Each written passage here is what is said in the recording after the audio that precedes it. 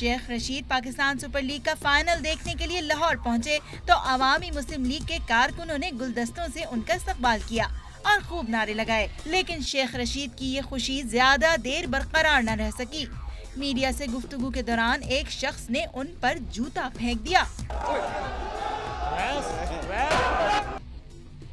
Railway police ने जूता फेंकने वाले शख्स को हिरासत में ले लिया है। मीडिया से गुफ्तगू में शेख रशीद का कहना था कि नवाज शरीफ की मुखालफत अपनी जगह, लेकिन वो लाहौर दहशतगर्दों को शिकस्त देने के लिए आए हैं। खिलाफत नवाज शरीफ साहब के साथ हैं।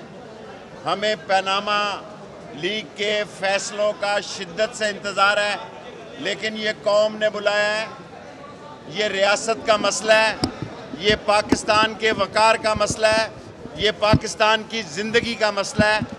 इसलिए हम जान हथेली पे रख के दहशतगर्दी और दहशतगर्दों के खिलाफ ऐलान जंग करते हैं।